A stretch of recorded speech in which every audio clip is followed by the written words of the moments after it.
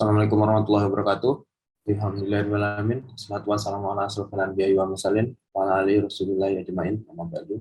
Oke, untuk tausiah pada pagi hari ini, saya akan membawakan sedikit tentang cara menghadapi masalah. Saya mengutip dari ceramah Ustadz Adi Hidayat.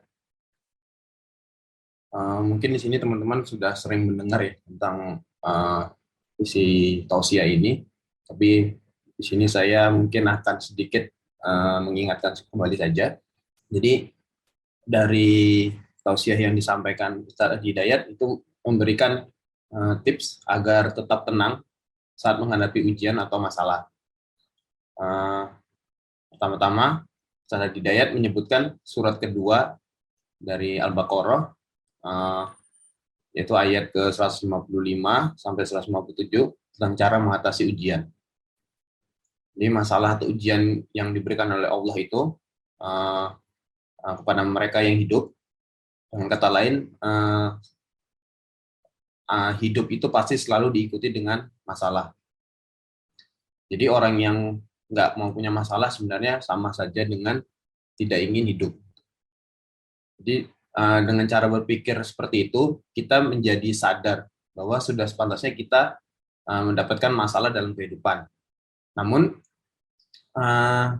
tentu saja adanya masalah itu bukan berarti kita harus mendiamkan saja dan tidak diselesaikan. Karena masalah sebenarnya akan datang terus silih berganti.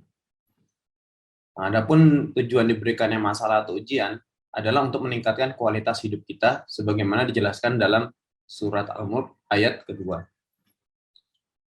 Beberapa jenis ujian yang menimpa manusia menurut surat Al-Baqarah ayat 155 sampai 157 yaitu yang pertama adalah rasa gelisah atau khawatir, kemudian kelaparan, rasa lapar, kemudian kekurangan harta benda, sakit, kemudian buah-buahan.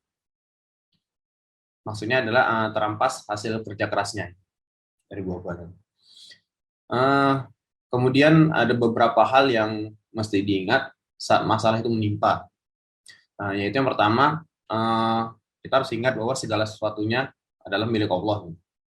Jadi saat meyakini bahwa segala sesuatunya milik Allah, jadi apapun masalah yang menimpa kita, kita hendaknya sabar dan mengerti bahwa semuanya ini milik Allah. Lalu yang kedua, ketika ada masalah yang ditimpakan, yakinlah bahwa kita mampu menjalankan masalah itu atau menyelesaikan masalah itu. Allah menjelaskan bahwa kita diberi ujian itu sesuai dengan kadar kemampuan hambanya. Jadi ketika suatu masalah datang,